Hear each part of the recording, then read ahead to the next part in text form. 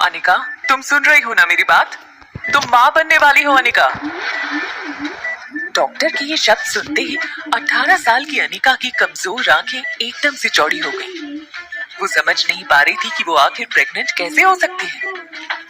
अभी तो उसकी शादी को 24 घंटे भी पूरे नहीं हुए थे और ना तो किसी लड़के ने आज तक उसे छुआ था।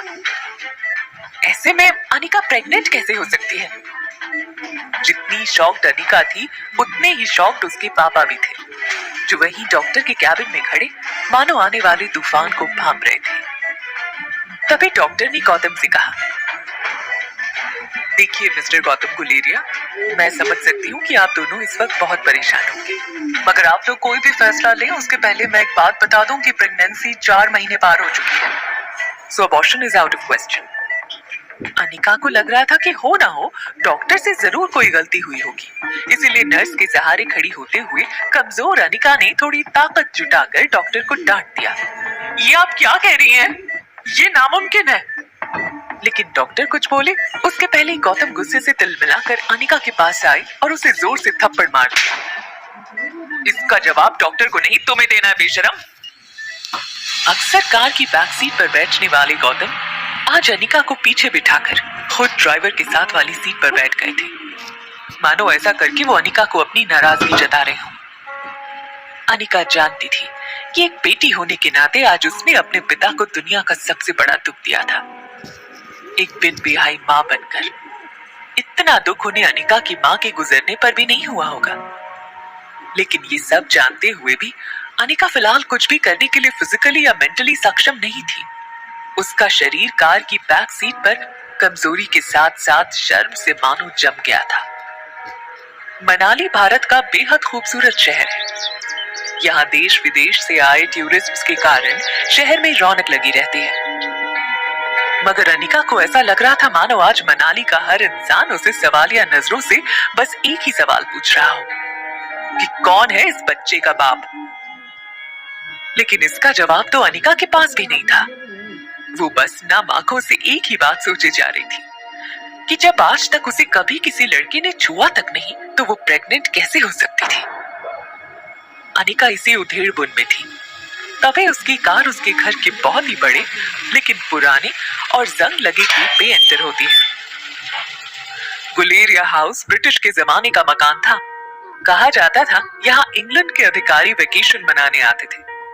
पुराने मगर शानदार एंटीक्स, बड़ा गार्डन और बीच में फवारा, लेकिन अच्छे से मेंटेन ना करने की वजह से पिछले कुछ सालों से थोड़ा बंजर सा लगने लगा था।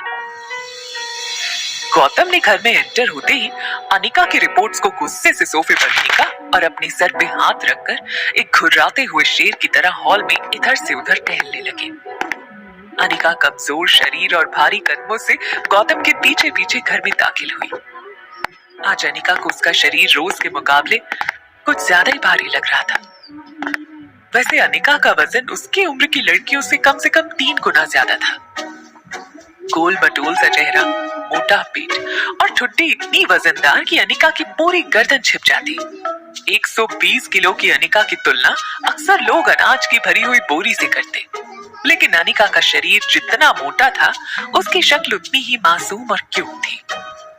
चेहरे के दोनों तरफ एक एक रसगुल्ला लगाया हो वैसे नरम मुलायम सफेद गाल। ठंड की वजह से हमेशा लाल रहती उसकी नाक और पूरे जहां की मासूमियत को समेट कर बनाई गई हो वैसे उसकी 2 आंखें। लेकिन आज तक किसी को उसका मासूम चेहरा नहीं दिखा था तो बस उसका शरीर बेडोल और निराकार। बिन माँ की बच्ची अनिका को आज सबसे ज्यादा जरूरत थी तो उसके पापा के इमोशनल सपोर्ट की। इसलिए अनिका नम आंखों से गौतम की तरफ बढ़ी ही थी कि तभी गौतम भारी पहाड़ी आवाज में उस पर गरज पड़े। मुश्किल से एक मौका मिला था हमें हमारी जिंदगी को थोड़ा बेहतर बनाने का। नसीब वाली थी तुम जो डोगरा खानदान के इकलौते वारिस कुणाल डोगरा से तुम्हारी शादी हुई थी। डू यू नो कितने पावरफुल है वो लोग? मनाली का सबसे पावरफुल खानदान डोगरास। हमारे सारे कर्ज, पेंडिंग कोर्ट केस, हमारी हर तकलीफ से हमें बाहर निकाला था उन लोगों ने। लेकिन शादी के 24 घंटे में ही तुमने हमारी जिंदगी वापस जहन्नुम बना दी। उनको तुम्हारे इस कारनामे के बारे में पता चलेगा तो पता नहीं क्या होगा। और तुम्हारी छोटी बहन कामिनी, उसके साथ कौन शादी करेगा? भले ही वो तुम्हारी सौतीली बहन हो, लेकिन तुम्हारे इस कारनामे की वजह से उसकी भी तो बदनामी होगी। नहीं नहीं, जब तक ये मामला खत्म नहीं हो जाता तब तक मैं तुम्हारी छोटी बहन कामिनी को और तुम्हारी नई मां मनीषा को उसके भाई के घर भेज दूंगा।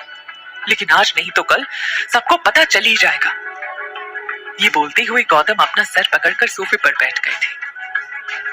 अब उनकी आवाज में गुस्सा कम और डर ज्यादा सुनाई दे रहा था, लेकिन गौतम के आंसू मानो करारे शब्द में बदलकर उसके मुंह से निकल रहे थे। तेरा पति कुणाल तो शादी करते ही 1 घंटे के अंदर ही शहर चला गया था। अब इस प्रेगनेंसी के बारे में जब तेरे ससुराल वालों को पता चलेगा तो भगवान जाने वो लोग क्या करेंगे। समाज में इज्जत तो उछलेगी, मगर हम फिर से उसी दलदल में फंस जाएंगे जहां से निकाल कर लाए थे वो लोग हमें। काश तुम भी अपनी माँ के साथ ही। अनिका वो सुन चुकी थी जो गौतम कहते कहते रुक गया था। अनिका को कड़वे शब्द सुनने की आदत तो थी ही, मगर आज सवाल उठा था उसके चरित्र पर, उसकी पवित्रता पर। अनिका इस चक्रव्यूह से जल्द बाहर निकलना चाहती थी, मगर उसे कुछ समझ नहीं आ रहा था कि वो क्या करे। वो सोच रही थी कि जो कुछ भी हो रहा है, अगर वो झूठ था तो फिर उसके पेट में सांस लेने को उत्सुक ये सच क्या था।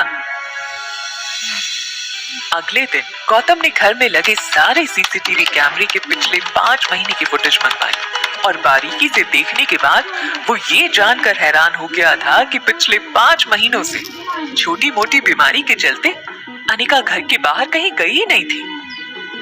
ये देखकर गौतम का गुस्सा अब आश्चर्य में बदल गया था। उसको इतना तो समझ में आ गया था कि कहीं कुछ तो गड़बड़ थी, लेकिन उससे कहीं ज्यादा उसे ये चिंता थी कि अब डोगरा खानदान क्या करेगा। जल्दी अनिका की देखभाल के लिए एक नर्स रखी गई।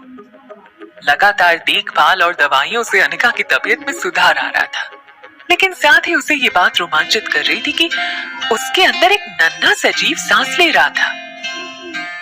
अनिका की उम्र भले ही कच्ची हो, मगर उसके अंदर की एक माँ जल्द ही जन्म लेने को उत्सुक थी। उसकी जिंदगी में आखिरकार वो आने वाला था जो सिर्फ और सिर्फ उसका होगा।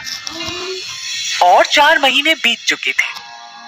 अनिका अपनी प्रेगनेंसी में लगभग सब कुछ भूल चुकी थी। ना वो किसी से मिलती, ना कोई उससे मिलता। सिर्फ वो अपने अंदर पनप रही उस नन्ही सी जान से बात करती रहती। ऐसे में एक दिन अनिका पाइप से अपने घर के बाहर के गार्डन में पानी छिड़क रही थी। तभी अचानक उसने अपने पैरों के नीचे कुछ हलचल महसूस की।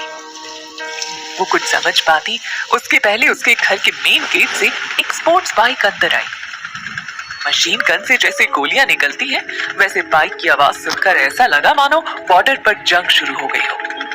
बाइक की आवाज सुनकर अनिका ने पानी का पाइप छोड़ दोनों हाथों से अपना पेट पकड़ लिया, जैसे अपने डरे हुए बच्चे को आंचल में छुपा रही हो।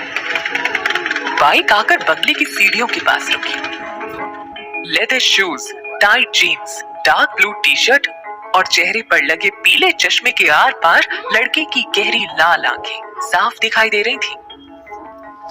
अनिका ने जैसे इस लड़के को देखा, उसकी धड़कन मानो डर और टेंशन से तेज हो गई। ये लड़का और कोई नहीं बल्कि अनिका का पति कुणाल डोगरा था। 21 साल का कुणाल अपनी नजर अनिका पर गड़ाए हुए बड़े ही स्टाइल के साथ बाइक से उतरा और अनिका की तरफ धीरे धीरे आगे बढ़ने लगा। अनिका और कुणाल दोनों ही एक दूसरे को देखे जा रहे थे। कुणाल की शादी अनिका से भले ही उसकी मर्जी के खिलाफ करवाई गई थी, लेकिन अपनी बीवी की कोख में किसी और का बच्चा देखना कोई भी मर्द शायद बर्दाश्त न कर पाए। कुणाल शादी के बाद मंडप से सीधा दिल्ली अपनी कॉलेज की पढ़ाई पूरी करने चला गया था और वहीं पहुंचकर शादी के दूसरे दिन उसे अनिका की प्रेगनेंसी की खबर मिली थी। अनिका उस दिन से लगभग रोज सोचती कि जिस दिन उसका सामना कुणाल से होगा, उस दिन पता नहीं वो कैसे रिएक्ट करेगा।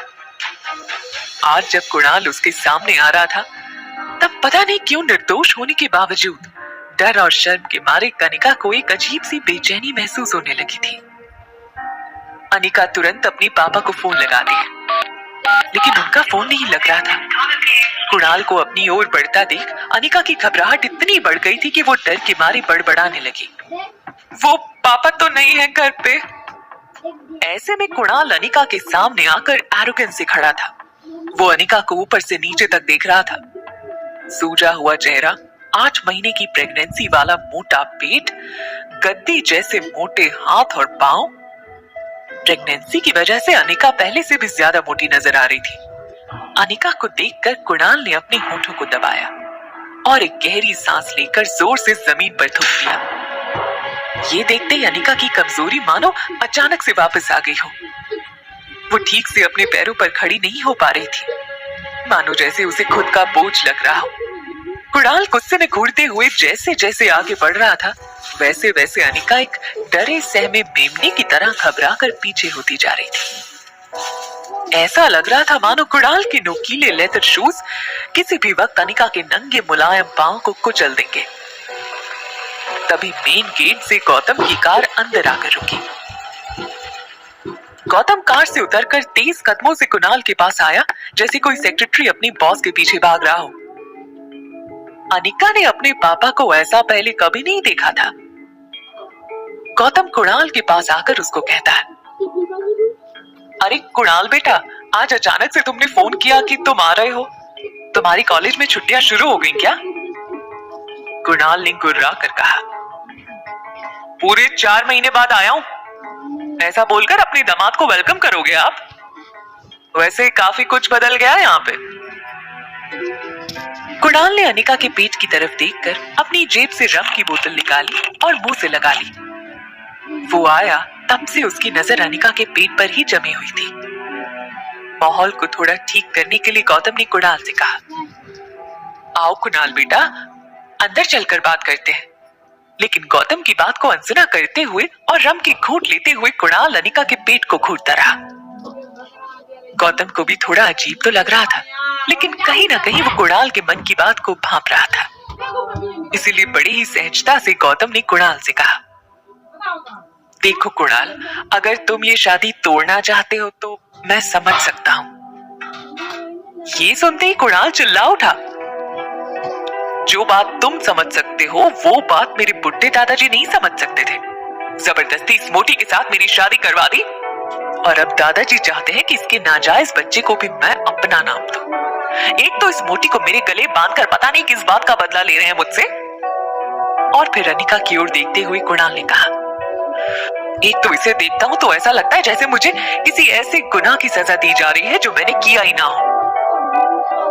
शादी के मंडप से तुरंत इसीलिए भाग गया था मैं, ताकि मुझे इसके साथ एक पल भी न रहना पड़े। बोलते बोलते कुणाल की सांसें फूलने लगी थी, जैसे कि वो महीनों से अपने अंदर भरी हुई भड़ास निकाल रहा हो। अनिका और गौतम दोनों ही कुणाल की बात सुनकर ऐसा महसूस कर रहे थे जैसे अभी के अभी ये धरती फट जाए और दोनों बाप बेटी उसके अंदर समा जाए। कुणाल का आक्रोश अपनी चरम सीमा पर था। अब भी कोई कसर बाकी रह गई है वैसे? उसने अनिका की तरफ इशारा करते हुए आगे कहा, देखो इस बेशरम लड़की को, शादी के फेरे लेते वक्त पेट में किसी और का बच्चा लिए घूम रही थी और इतना होने के बाद भी आज मेरे सामने ऐसे बेशर्मों की तरह खड़ी है। क्या लगा तुझे कि मैं तेरे इस बच्चे को मेरा नाम दे दूंगा? कुणाल डोगरा का नाम? पता नहीं किस गटर का कीड़ा है। ये बोलते हुए वो गुस्से में अनिका की तरफ आगे बढ़ता है, मानो जैसे वो गुस्से में पता नहीं अनिका को क्या कर देगा। लेकिन तभी शराब की वजह से कुणाल के पैर लड़ खड़ाए और वो अपना बैलेंस खो बैठा। लेकिन तुरंत गौतम ने आगे आकर कुणाल को पकड़कर संभाल लिया। अनिका कुणाल की बातें सुनकर जितना ज्यादा हर्ट थी, उतनी ही ज्यादा गुस्से में भी थी। वो भले ही अपने मोटापे की वजह से ऐसी सब बातें सुनने की आदी थी, मगर अभी उससे इस बात पर कुणाल से ज्यादा खुद पर घिन आ रही थी कि कोई उसके होने वाले बच्चे को गाली दे रहा था और वो मजबूर खड़ी सुन क्यों रही थी। बच्चे का ख्याल आते ही न जाने कैसे अचानक अनिका के अंदर अजीब सी हिम्मत आ गई और बिना कुछ सोचे वो बोल पड़ी, मैं इस शादी को नहीं मानती। ये सुनकर गौतम और कुणाल दोनों शॉक थे। कुणाल सोच रहा था कि कल की आई पिद्दी सी लड़की में इतनी हिम्मत कहां से आ गई कि वो मेरे यानी कुणाल डोगरा के सामने ऐसे बोले। लेकिन इसके पहले कि वो कुछ रिएक्ट कर पाता, गौतम ने बात को संभालते हुए कुणाल से कहा कि इस वक्त अनिका की तबीयत ठीक नहीं है, इसलिए तुम उसकी बातों पर ध्यान मत दो। और रहा सवाल बच्चे का, तो उसके पैदा होते ही उसे अनिका से हमेशा के लिए अलग कर दिया जाएगा, मेरा यकीन करो। अपने पिता की ये बात सुनकर अनिका को ऐसा लगा जैसे किसी बड़े से ट्रक ने उसे पीछे से टक्कर दे मारी हो और वो जिंदगी और मौत के बीच जूझ रही हो। टेंशन में अनिका की सांसें फूलने लगी और एक पल के लिए वो सांस लेना चूक गई। ठीक उसी पल में अचानक से अनिका के पेट में जोरों से दर्द शुरू हो गया। दर्द के मारे अनिका एक झटके से अपने पीठ के बल गिरी और ओझल होती आंखों से उसने देखा कि गौतम दौड़कर उसके पास आ रहा था।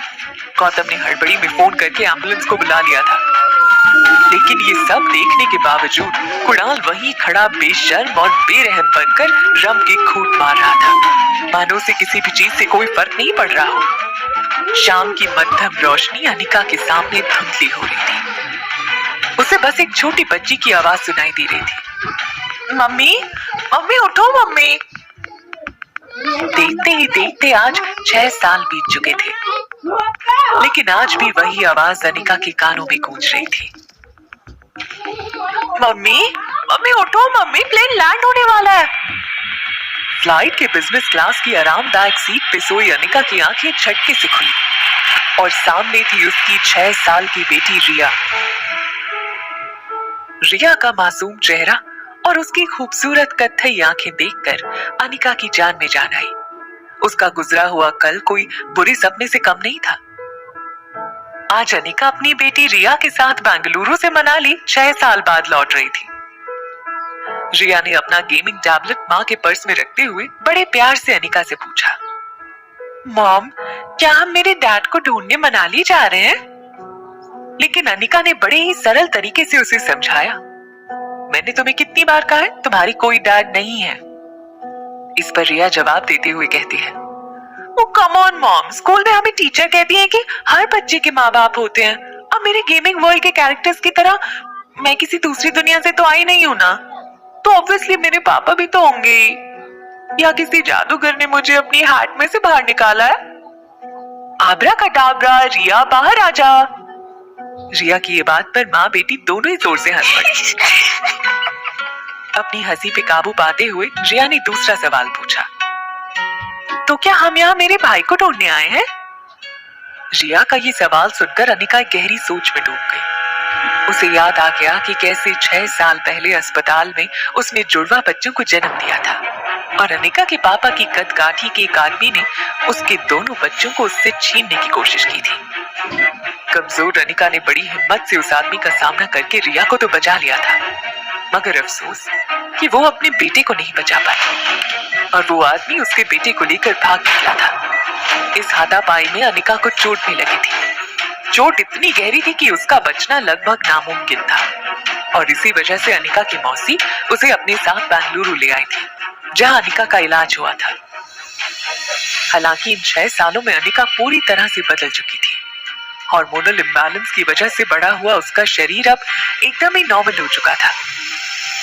घने लंबे कमर तक के बाल, काली नोकीली आंखें, गोरे गोरे गाल with a perfect jaw line, गुलाब की पंखुड़ी जैसे नरम होंठ और सुराही लंबी गर्दन। शिफॉन की लाल साड़ी में अनिका की कमर ऐसी लग रही थी मानो कोई नदी समंदर से मिलने के लिए करवट ले रही हो। फ्लाइट अटेंडेंट हो या फ्लाइट के अन्य यात्री, सब लोग आते जाते अनिका पे एक नजर जरूर डालते। मासूमियत से सवाल कर रही रिया को ये नहीं पता था कि अनिका के मनाली लौटने का मुख्य कारण ये था कि पिछले 6 सालों में कुणाल के दादाजी किसी भी हालत में अनिका और कुणाल की शादी तोड़ने की मंजूरी नहीं दे रहे थे। लेकिन 6 साल बाद आखिरकार कुणाल की जिद के आगे उन्हें झुकना पड़ा और वो ये शादी तोड़ने के लिए राजी हो गए। मनाली वापस जाकर वो डिवोर्स पेपर्स पर साइन करने के साथ साथ अपने खोए हुए बेटे को भी ढूंढना चाहती थी। थोड़ी देर में फ्लाइट ने लैंड किया। मनाली की जमीन पर कदम रखते ही न जाने क्यों अनिका की बाईं आंख फड़कने लगी। उसे ऐसा लगा कि आगे जरूर कुछ बुरा होने वाला था। वो ये सोचकर लगेज काउंटर की तरफ बढ़ ही रही थी कि तभी उसकी नजर पीछे की तरफ पड़ी, जहां फ्लाइट के सभी यात्री मुस्कुराकर उसी को देखते हुए आगे बढ़े जा रहे थे, मानो सब उसकी खूबसूरती में गुम होकर उसके पीछे पीछे चले आ रहे हो। अनिका थोड़ी कॉन्शियस होकर और रिया को संभालते हुए फटाफट आगे चलने लगी। लगेज काउंटर पर से जैसे ही अनिका अपना लगेज लेने के लिए झुकी, फटाक से 3 और लोग भाग कर आए और उसका लगेज उठाकर अनिका को देने लगे, मानो सब इसी बहाने अनिका से बात करने की कोशिश करना चाहते हो। अनिका चुपचाप अपना लगेज ट्रॉली पर डालकर और रिया का हाथ पकड़कर एयरपोर्ट के बाहर की तरफ निकलने लगी। तभी उसके फोन पर उसके पापा गौतम का फोन आया। अनिका के फोन उठाते ही गौतम ने बिना कोई खैर खबर पूछे अनिका से कहा, कुणाल तुम्हें लेने एयरपोर्ट आ रहा है, उसके साथ सीधे घर आ जाना। यहाँ तुम्हें 2 पेपर साइन करने हैं, एक डिवोर्स पेपर्स और दूसरे वो। इतना कहकर गौतम अटक गया और फिर सोचकर आगे कहा कि खैर तुम कराओ, मैं तुम्हें सब बताता हूँ। अनिका ने भी बिना कुछ कहे फोन काट दिया। जैसा कि गौतम ने कहा था, कुणाल एयरपोर्ट के बाहर बड़ी ही बेसब्री से अनिका का वेट करते हुए खड़ा था। 6 सालों में कुणाल भी काफी बदल चुका था। अब वो एक स्टूडेंट नहीं बल्कि एक बिजनेसमैन था। डार्क ब्राउन कलर का कड़क सूट, शार्पली कटे हुए और जेल से सेट किए हुए बाल और ट्रिम की हुई दाढ़ी में कुणाल की पर्सनालिटी तो निखर रही थी, मगर उसके तेवर अब भी वही थे, शूड और एरोगेंस से भरपूर। वो तो कनिका का इंतजार भी सिर्फ इसलिए कर रहा था क्योंकि उसे जल्द से जल्द कनिका से मुक्ति चाहिए थी। कुणाल ने एक पैर जमीन पर तो दूसरा पैर रेलिंग पर टिकाया हुआ था, जिसे वो कॉन्स्टेंटली हिला रहा था। एग्जिट डोर की तरफ देखते हुए कुणाल ने बड़ी ही बेसब्री से अपने ड्राइवर से कहा, आज तक इस दुनिया में किसी आदमी को डिवोर्स मिलने की इतनी ज्यादा खुशी नहीं हुई होगी। किसी भी कीमत पर आज ही उस मोटी से मैं डिवोर्स पेपर्स पर साइन करवा लूंगा। कुणाल की ड्राइवर राजू ने बीड़ी फूंकते हुए कहा, आप फिक्र मत कीजिए, आज सुबह सुबह ही मैं माता के दर्शन करके निकला हूँ। मैंने भगवान से प्रार्थना की है कि आज आपकी 6 सालों पुरानी ये मनोकामना पूरी हो। आज आपके पेपर साइन हो ही जाएंगे। ये सुनकर कुणाल ने बड़े ही कटीले अंदाज में कहा, अब सिर्फ डिवोर्स नहीं चाहिए, अनिका की कंपनी भी तो चाहिए जो उसकी मरी हुई माँ उसके नाम करके गई थी। राजू, जिसने अपने हाथ में अनिका के नाम का बोर्ड पकड़ा हुआ है, वो उस बोर्ड को सीधा करते हुए कहता है, अरे वो फैक्ट्री भी मिल जाएगी, फिक्र नॉट। तभी कुणाल के दिमाग में कुछ आता है और वो ड्राइवर से कहता है, अच्छा सुन, उसको देखते ही हमेशा मेरा मूड ऑफ हो जाता है और आज इतने अच्छे दिन पर मैं अपना मूड खराब नहीं करना चाहता, इसलिए मैं उल्टा घूम के खड़ा हो जाता हूँ, ठीक है? तूने भले ही उसे ना देखा हो, लेकिन तेरे हाथ में उसके नाम का बोर्ड देखकर वो तेरे पास आ ही जाएगी। कुणाल आलस लेते हुए उल्टा घूमने ही वाला होता है कि तभी अचानक उसकी नजर एयरपोर्ट के दरवाजे पर पड़ी और कुछ देखकर उसकी नजर और कमर वहीं अटक गई। कुणाल ने एयरपोर्ट से बाहर आते हुए एक लड़की को देखा तो वो देखता ही रह गया, मानो जैसे उसने आज से पहले किसी खूबसूरत लड़की को देखा ही ना हो। उस लड़की को देखकर कुणाल के मुंह से निकल ही जाता है कि यार, इतनी खूबसूरत लड़की तो मनाली में कभी दिखी ही नहीं। ड्राइवर राजू ने भी उसकी बात में हामी भरी। कुणाल बिना वक्त गवाए रेलिंग कूदकर उस लड़की की ओर दौड़ पड़ा और अचानक से वो उस लड़की के सामने आकर खड़ा हो गया और उसका रास्ता रोक लिया। ये खूबसूरत लड़की और कोई नहीं बल्कि अनिका थी। कुणाल इस बात से बिल्कुल अनजान था। अचानक कुणाल को अपने सामने देखकर अनिका हैरान थी। उसे एक ही पल में वो सब कुछ याद आ गया जो वो हमेशा से भूलना चाहती थी। अनिका एक पल के लिए सहम गई और उसको लगा कि कहीं पहले की तरह कुणाल फिर से उसकी इंसल्ट न कर दे, और इसीलिए अनिका सीधा कुणाल को थप्पड़ जड़ देना चाहती थी। मगर वो अपनी बेटी रिया के सामने कोई तमाशा नहीं करना चाहती थी।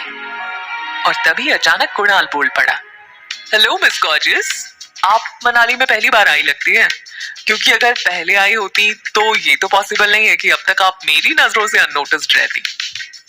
अनिका को पहले तो कुछ समझ में नहीं आया, लेकिन अगले ही पल वो समझ गई कि कुणाल उसे पहचान नहीं पाया था। अनिका ने रिया की तरफ देखा तो वो अपने टैब में वीडियो गेम खेलने में मस्त थी, और क्योंकि उसने हेडफोन पहने थे उसे आसपास की कोई बात सुनाई नहीं दे रही थी।